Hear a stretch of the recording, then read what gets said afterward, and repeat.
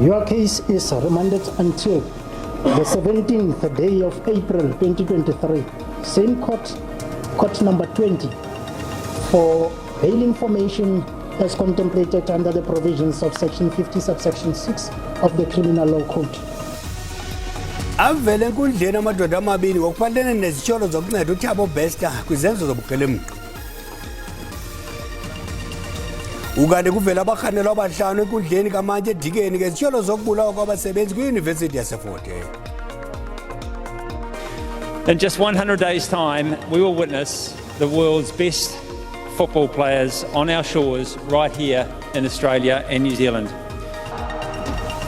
Ubhiyozelwa insuku ezilikhulu ngaphambi kokuqala kwendebe yehlabathi yeFIFA kwibhola ekhatywayo yamanina.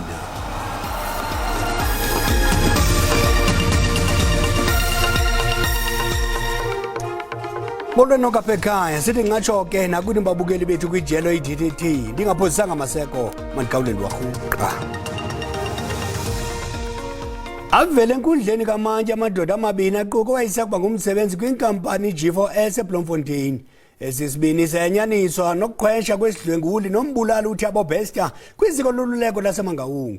Ukanti ngoku siqhagamshelana ngqo nentatheli yethu aphumelele Mdlalane akasityebisele ngokuthe kwenzeka enkundleni. Aphumelele siyakwamkela. Ungakhe usixelele kuqhubeke intoni enkundleni ngalentsasa?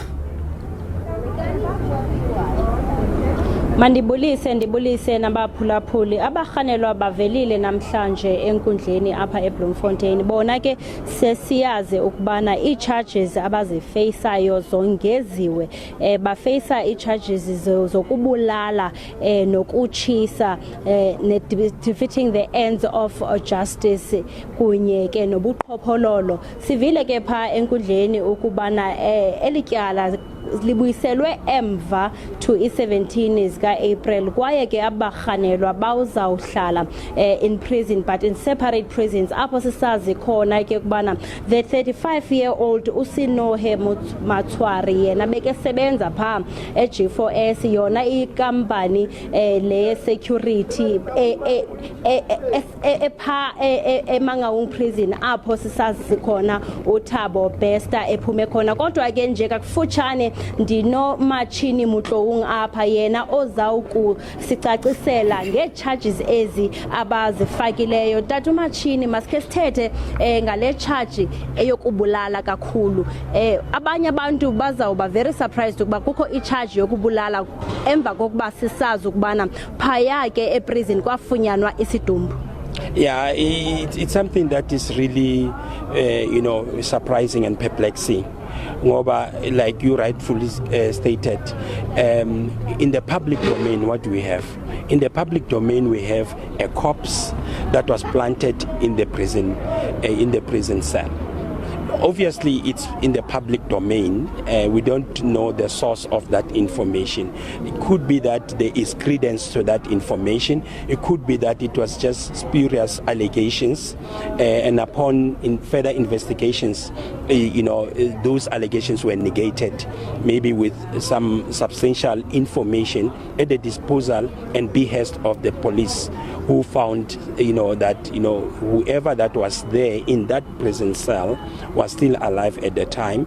Hence they preferred such charges of murder against the accused. But what is also perplexing is the link, because there has to be a link between the offense and the offender. In this instance, you have a 65-year-old who came all the way from Port Edward. I'm not too sure what could be the link in terms of the murder charge, or will he not also face those murder charges? What type of charges is the state preferring against him? Because if you look at the murder charge, I think it's stretching it too far, perhaps. We don't know at the moment. It's speculation. All we know is that these are the charges, and the content of the docket could have influenced those charges to be preferred. Kumajelo Mutloung ke lona beke sasichazela banzi nangenye ye charges yokubulala kuba sisazi ukubana the incident that happened, siyazi investigation xa ibisenzeka baye bachaza ukubana it's the body ngumzimba owafunyanwa kule prison. Umzimba lowo wawungengutabo Bester, but now it's surprising ukubana one of the charges zibuye zisithi the two are facing a murder charge. Kodwa ke sizawuva banzi nge-17 April xa abarhanelwa bebuyela apha enkundleni yamatyala bezocela i-bail application. Amaqobokazana ngalala endleleni kunyembelekile sithi Chochubeko kwintatheli yethu aphumelele emdlalane isasaza ngqo iseBloemfontein. Kusenjalo ziyaqhuba inzame zokuba uThabo Bester kunye nesinqanda Mathesa Dumani babuyisele kweli lokuzalwa bazokujongana nengalo yomthetho. Igqiza lezinxiba mchaka kwinkonzo yesipolisa isebe lezobulungisa neenkonzo zoluleko linduluke kweli ngecawe kwaye kulindeleke ukuba linqathe kwisithebe sengxoxo nabasemagunyeni eTanzania namhlanje. Kuza kubanjwa intlanganiso egqiza eliphezulu leli nelikhokelwa ngusekela mkomishinala jikelelo wamapolisa uNjengele Tebelo Masikidi kunye nabasemagunyeni eTanzania kwinhlokodolophu yelalizwe iDar es Salaam namhlanje kuboniswana ngeyona ndlela ilungileyo yokubuyiselwa esisibini kweli lizwe. Inkqubo yokudidimbela extradition ngolasemzini ithatha unyaka unesiqhuma kuba ithatha malunga neenyanga ezimbini ubuncinane. Lo gama eyokugxotha imbacu deportation ngolasemzini iyona ilula nekhawulezileyo. Njengoko esisibini sineencwadi zokundwendwela passports ukutsho zomgunyathi kungaba lula ukusigxotha kunokusididimbela kweli. Abaqhuzu kwinkonzo yesipolisa baza kusebenzisa ubudlelwane balamazwe mabini ukubuyisela kweli esisibini ngale ndlela yokuba sigxothwe eTanzania, ndlela leyo eza kukhawuleza. Vele enkundleni kaMantyi yaseDikeni eMpuma Koloni abarhanelwa abahlanu ngetyala lokubulala wayisakuba ngunogada wenqununu yeYunivesithi yaseFort Hare. Lo kaVeselo wadutyulwa ngomhla wesithandathu kuJanuwari walo nyaka phambi kwendlu kanjengolwazi ibuhlungu eMonti. NgoMeyi walo nyaka uphelileyo kwabula umanejala wezothutho kule University uPetrus Roots esendleleni eyayiMonti. Akukabanjwa umuntu ngeso siganeko. Intatheli yethu libabalo tata ungamehlo neendlebe zethu kwinkundla kaMantyi eDikeni. Kwityala lokubulala abasebenzi base-University of Fort Hare bamiselwe umhla wesine kwinyanga kaMeyi nalapho khona baza kuvela khona bezokwenza isicelo sebeyili. Kodwa ke ukuthetha banzi ngoku ndinalo ilungu losapho lomnye umuntu wathi wabulawa apha-University of Fort Hare usuke isitonisi. Ungakusichazela uba ngapha uziva njani na njengoba kuthe kanti kwade kwabanjwa abanye babatyholwa ababandakanyeka ekubulaweni kwa-brother wakho? Tata, zimbini kanye indlela esisiva ngayo. Siyavuya okokuba kukho abantu ababanjiweyo malunga netyala ithi loo nto singanalo ithemba kwijustice yethu okwangoku. Kodwa ecaleni iyasinqongophalisa okokuba aba bantu ngabantu abaziwayo, ngabantu ubhuti besebenza nabo, ngabantu abahamba phakathi kwethu. So isenza ke ngoku loo nto leyo xoli kakuhle kakhulu. Enkosi. Yintoni ningayinqwenela? Singanqwenela ukuba ngaba okokuqala kwisicelo sabo sebheli abasifunayo bangasifumani. Okwesibini that eyona nto ebafaneleyo ibe sisigwebo esisiso eso sizabe kanti sifanele ityala eli abalenzileyo. Enkosi. Enkosi. Lo ke ngomnye ke wabazizalwane somntu wathi wabulawa apha eYunivesithi yaseFort Hare nogama lakhe ingumVesele nawathi ke wabulawa kulo nyaka esisho into yoba ngaba unomnqweno wokuba bekanti inkonzo yezobulungisa iyakhawulezisa yaye abatyholwa bangafumani ibheyili. Sithathe intambo sizibuyisele kuwe studio.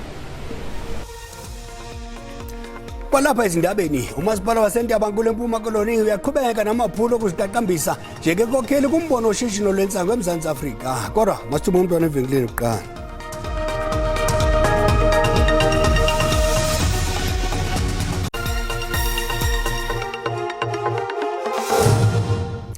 Sinamkela kwakhona kwiindaba zelijelo yakwazi ukubukela kwakhona ezindaba kwijelo leYouTube uthi SABC Iindaba zesiXhosa. Kwinqaku lokuqala sithe avele enkundleni kamantye amadoda amabini aquka isakuba ngumsebenzi kwinkampani G4S eBloemfontein. Esesibini sayanyaniswa nokukhwesha kwesidlenguli nombulali uThabo Bester kwiziko loluleko laseMangaung.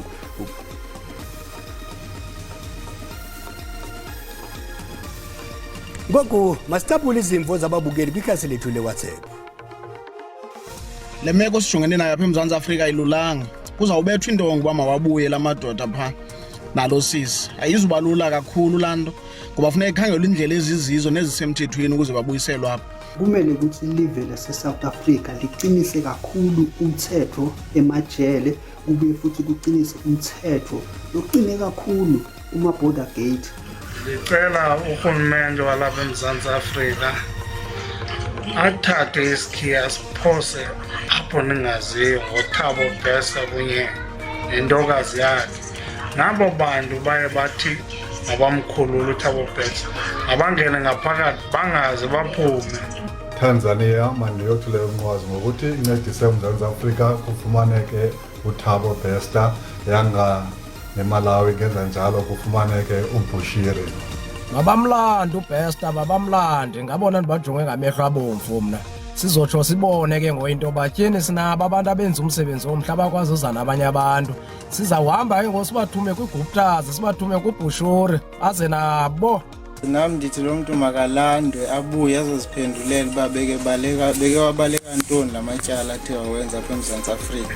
Kwaye azocela kakuhle uba laa mntu lo wayefumaneka kwesasisele sakhe wayefakwe ngubani phaa, ngoba ke impendulo izawuphuma kwapha kuye. Sesokholwa ngokubabona sebefikile impela kuleli, ngoba uma ukhuluma ngoThabo Bester kanye noNandipha anything is possible. Ungeza sekuthiwa beqile ebhalonini phezulu bagquma phezulu ebhalonini abasafika ngeMzantsi, sesiyobonga siphaphathi uma sebengenile kuleli.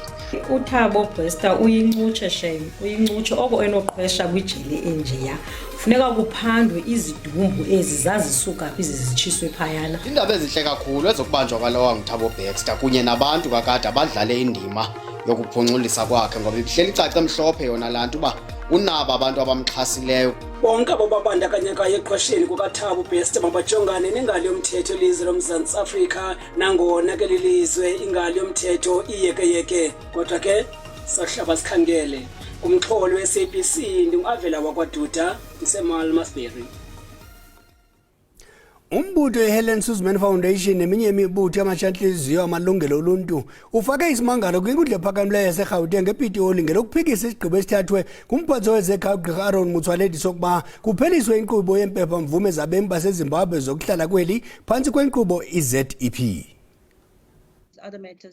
Amagqwetha amele lombutho athi uGqr Aaron Motsoaledi akanakuthatha isigqibo esinobuzaza nesichaphazela ikamva lamawakawaka bemi baseZimbabwe abahleli kweli ngokusemthethweni ngaphandle kokubamba ingxoxo kunye nabo.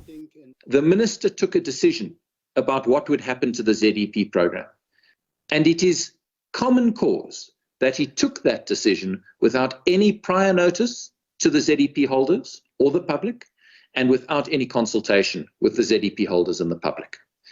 And a call for representations was only issued in January 2022 after the minister's decision was announced. Now those facts are common cause. Lamagqwetha athe sisigqibo somphathiswa asihambisani konke nenkqubo yedemokrasi nanjengoko esithe lilizwe lijongene nengxaki yabemi bangaphandle abakweli ngongekho mthethweni, kodwa abantu abazakuchaphazeleka kwesi sigqibo ngabemi baseZimbabwe abakweli lizwe ngokusemthethweni. Is that there can be no genuine dispute that this decision has profound consequences for the lives of ZEP holders, their children, and the broader society. Just let me pause there. These are people who've been living in South Africa lawfully. And I know the bench knows this, but it's worth making clear because some of the points particularly made by the truckers obscure this. There are lots of debates in our country about illegal immigration and what should happen to illegal immigrants, and do illegal immigrants have too many rights or do they have too few rights? It's got nothing to do with today's case. Today's case is about 178,000 people who are here lawfully. Isigqibo sokuphelisa le nkqubo eyasungulwa ngo-2009 sizakuchaphazela abemi baseZimbabwe abahlala, abafunda nabasebenza kweli ngokusemthethweni abangaphaya kwe-170,000. Le mibutho ifune esi sigqibo sibhengezwe njengesingekho mthethweni.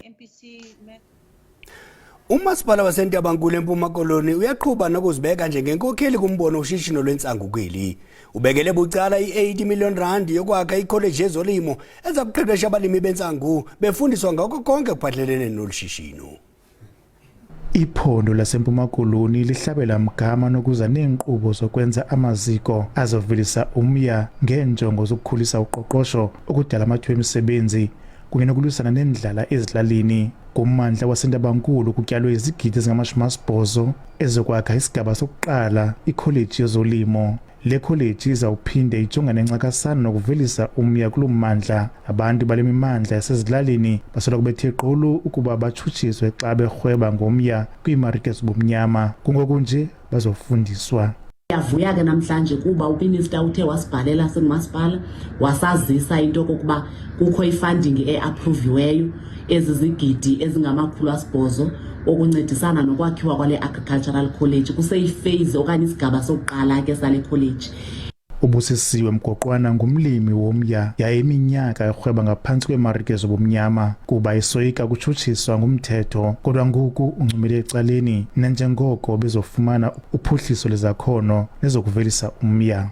Siziva sinemincili xa kuza ikholeji ezosenza le ntsangu besiyilima ikwazi ukuphucuka, ngoba thina besiyilima sithengisa ama-20 litre wethu siphelele nje kwezangaqa zokuthengisa ama-20 litre singenayo into yokuyisila nokufundiswa nokufunda kwabantwana kule college.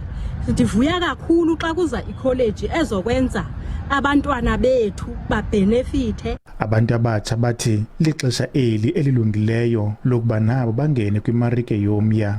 Kuyinto enhle ukuba uhulumeni ayixhase lento yokuba isintu usetshenziswe yabo ukuba ukwazi ukuphuhlisa impilo zabantu. Because bekusithiwa i-drug, illegal substance, but ngoku eziba economy yethu siyibona uba iki-crisis, then i-cannabis is one of izinto zethu esiziproducer ngokwethu kumhlaba wethu no-uplifta i-economy yethu.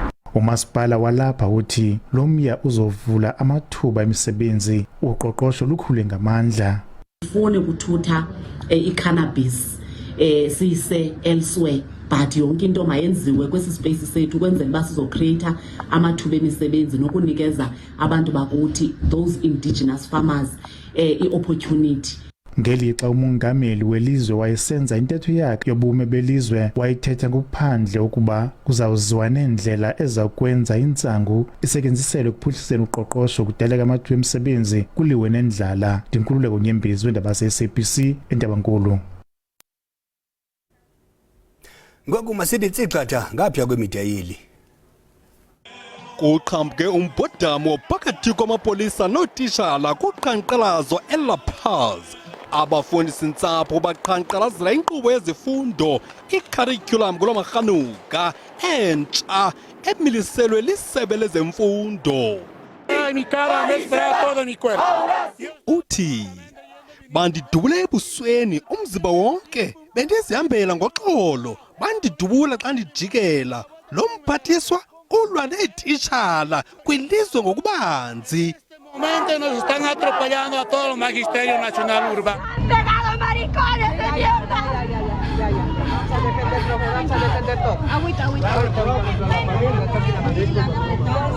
Inkokheli yaseNorth Korea uKim Jong-un umemelela uqiniswa kwemikhosi yelilizwe ukumelana nomkhosi waseSouth Korea oncediswa imikhosi yase qakatha qelele eIndia. Kulindeleke ukuba kungentsuku satywala amandiya kube lolona hlanga luninzi kwihlabathi liphela beqabela kwilizwe laseChina ngokwengxelo yomhlaba uhlangene. Kubalo lwango-2011 uluntu lwase-India lwalumi kwi-1.21 billion lonyuke ngo-210 million. Inani elilingana nabantu baseBrazil bephelele kwisithuba seminyaka 12. laseSaudi Arabia nelaseYemen avalelene kwisithebe sengxoxo kwisixeko saseYemen iSanaa ukuvuselela isivumelwano sokubekwa phansi kwezirhweqe kwimfazwe edlakaze elilizwe ngaphezu kweminyaka yesibhozo. Masisibamba phezulu indaba kwijelo ye-SABC 1 sakuqhuba nezindaba kwijelo i-DDT emva kwekhefu. Sakubuya nomphandozeleyo ngensimbi yesixhenxe ngoNcwalaze. Umbengo omde uyawucima umlilo de kubeni elizayo makube chusi behele.